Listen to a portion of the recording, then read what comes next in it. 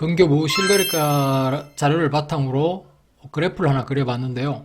요게 19년도 그래프고요. 요게 매매, 전세, 월세입니다. 요게 20년도, 21년도, 22년도입니다. 요거는 뭐 아파트의 이제 실거래 자료인데요. 요 부분이 19년도고요. 요게 20년도, 21년도, 22년도입니다. 하나씩 보면 19년도는 거의 보합이죠. 물론 다른 지역은 약간 이렇게 약간씩 상승한 곳도 있습니다. 그런데 이렇게 보면 매매, 전세, 월세. 매매가 전세, 월세보다 더 많죠. 지금 더 많고 점점점 그 폭이 커집니다. 보합인데도 불구하고 어떤 매매 사람이 어차피 심리니까 더 매매 수요가 더 증가했다고 볼 수 있습니다. 20년 들어서 또 같은 보합을 유지하지만 그래도 약간 상승하는 기수가 더 많아 보입니다. 19년도보다. 그래서 그런지 계속 증가하죠. 근데 이제 20년도 말, 그러니까 11월 달, 12월 달은 거의 최고점에 달합니다. 거래량도. 그러다가 22년, 21년도에서는 이게 수요가 그만큼 못 받쳐주는가 봐요. 너무 올랐다고 생각하는지 실제로 거래량이 갑자기 뚝 떨어집니다. 1월 달, 21년 1월 달. 요때죠. 갑자기 뚝 떨어지면서 거래가 갑자기 줄기 시작합니다. 실제 이때도 크게 하락은 하지 않았어요. 실제로 가격상에서는 물론 거래량은 지금 엄청나게 줄었죠. 이거 2억에 비하자면 엄청나게 줄었는데 지금 이렇게 돼 있고 실제로 여기 22년도 들어서 또 한 레벨 다운이 됐어요. 그런데 여기서 보면 거래량이 좀 더 많이 줄었습니다. 여기에 한번 22년도 옆으로 한번 가보겠습니다. 가보면 여기서부터 이제 22년도죠. 이렇게 되면서 거래량이 점점 줄기 시작합니다. 그 동안 계속 하락을 했죠. 결국은 이게 여러분이 바닥인지 아닌지 확인하는 방법이 거래량이 살아나는 수밖에 없습니다. 이게 지금 보통 주식에서 말하는 데드 클로스죠. 전월세 선을 뚫어지는 거래량을 수반해야 되는 거죠. 결국 앞에서처럼 19년도에처럼 여기서처럼 매매가 거래량이 살아나기 위해서는 매수 심리가 우선적으로 살아나야 되겠죠. 물론 거기에 수반되는 뭐 금리라든지 뭐 분양 물량이라든지 이런 것들이 같이 뒤따라줘야 되겠지만요. 여기서 11월 달, 12월 달 요 좌표가 지금 미리 나와 있는데요. 이거는 아직 다 완성된 좌표가 아닙니다. 왜냐하면 실거래가가 30일 안에 부동산 신고하게 돼 있기 때문에 지금 11월 달 거를 다 완료가 되려면 12월 말이 돼야 됩니다. 그럼 12월 말 되면 요 끝부분이 다 완성이 될 겁니다. 지금 결국은 부동산이 살아나기 위해서 요 그래프가 이렇게 위로 이제 올라가서 요 전세 물량. 근데 이 전세 물량이 경기가 그러니까 부동산이 폭등했을 때도 크게 상승하지 않았어요. 예대 보면 1821건이죠. 지금도 1400건 정도 되죠. 지금 경기가 안 좋은데도. 월세 물량도 마찬가지입니다. 크게 변동이 없는 것 같아요. 그래서 결국은 매매가 일어나야 결국 이 심리가 살 것 같아요. 우리가 생각에는 다 전세 월세로 살 거라고 생각하는데 못 움직이는 겁니다. 결국은 못 움직이고 그냥 매매가 이루어지지 않는 겁니다. 전세는 그냥 평연대로 움직이고 있고 지금 그런 것 같아요. 그러면 지금 한 구별로 한번 보겠습니다.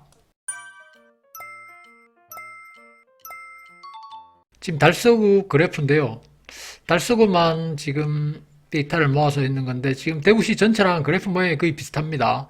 비슷하고 결국은 상승을 하려면 매매가 이루어져야 되는데 여기도 보면 19년도입니다. 19년도도 매매가 전세보다 건수가 더 많죠. 393이고 517인데 결국은 여기도 올라가려면 이게 올라가야 되겠죠. 달서구도 보면 전세 거래량은 거의 비슷합니다. 이때 폭등기에도 전세 거래량 비슷하고 월세도 거래량이 비슷해요.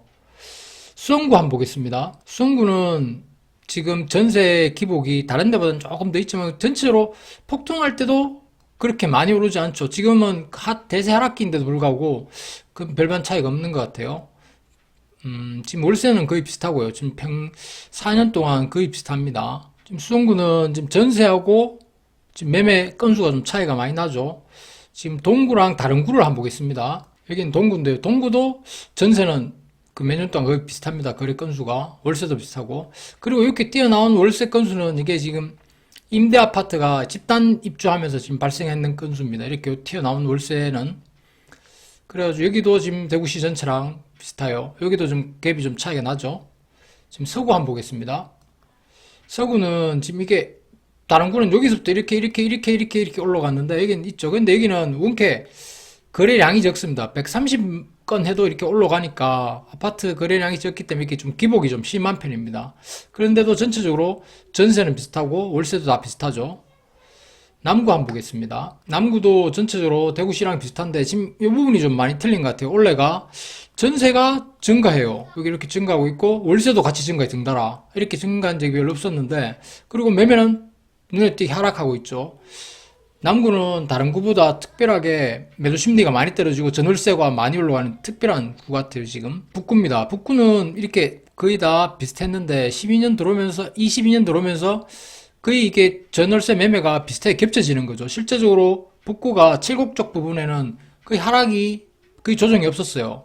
그러니까 아마 그래프가 이렇게 나타난 거다. 물론 침산동 쪽 이런 북구 쪽에서는 조정이 좀 있었지만, 그래서 전체 하락은 되지만 이게 수렴되는 것 같아요. 지금 매매 전월세가 아마 그래프가 이렇게 결국은 살아나려면 매매 수요랑 같이 비슷하게 올라가야만이 이게 살아나는 것 같아요. 전체적으로 여기서도 보면 이 좋은 시기가 비슷하거든요. 이때도 보면 매매 건수 훨씬 더 많았습니다. 결국은 여기 올라가려면 이 정도 건이 올라가야 회복이 된다 소리죠. 지금 중구 한번 보겠습니다. 여기는 중구인데요.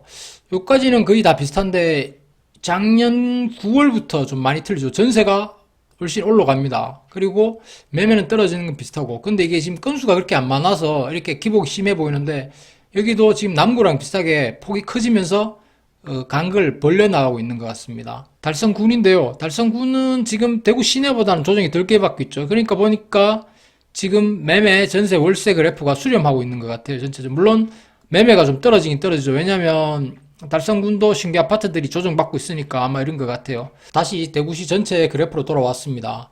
결국은 대부분 사람들이 바닥은 언제냐, 막 여기에 대해서 많이 찾고 있는데, 결국은 이 매수 심리가 살아나는 걸 보면서 바닥을 찾아야 될 것 같아요. 물론 그때 지나면 바닥을 지났겠죠. 이게 올라가서 이 전세선과 만날 때쯤 되면. 그러니까 이 현재 거래되는 물량을 보면서 예측을 가능하지 않을까. 지금 내년에 36,000세대, 오피스텔가 36,000세대 정도 되고, 전내년도 많은 세대도 거의 지금 56만 정도 세대가 대구 시내에 있는데, 아파트가 한 10% 정도 공급이 더 된다고 봐야죠. 그러면 이 자연적으로 놔둬도 이게 평년같이 하더라도 이게 같이 매매량이 10% 이상 증가해야 정상 아니겠습니까?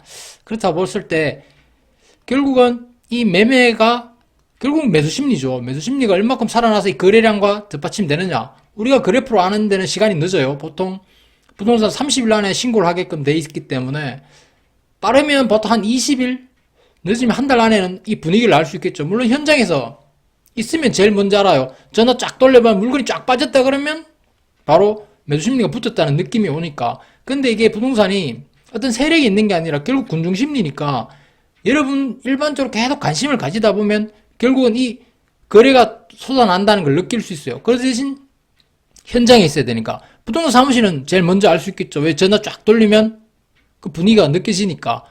우리는 거기부터 한 20일, 최대 많이 넣으면 30일 정도까지 넣는다고 봐야 되죠. 물론 실거래를 일찍 신고해주면 더 빨리 느끼겠죠. 그 대신 이제 신고해주는 거 보면, 아, 거래량이 많다 하면 좀 느낄 수 있겠고, 더 급하신 분들은 부동산을 방문 많이 하시면 결국 그 심리를 같이 느낄 수 있습니다. 물건이 빠지는지, 얼마큼 빠지는지에 대해서.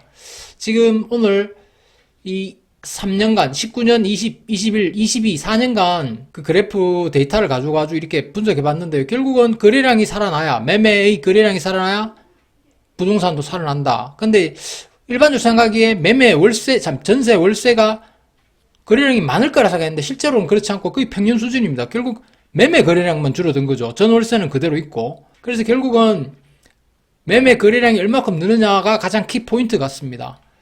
이렇게 한 실거래가를 19년, 22년, 4년 동안 분석하면서 그 결론은 거래량이 매월 얼마큼 증가하느냐, 이게 가장 큰 관건인 것 같습니다. 그래서 이 전세량을 이렇게 돌파하게 되면 결국 심리가 살아나는 거죠. 이게 참고가 되셨으면 좋겠습니다. 이상 앤디였습니다.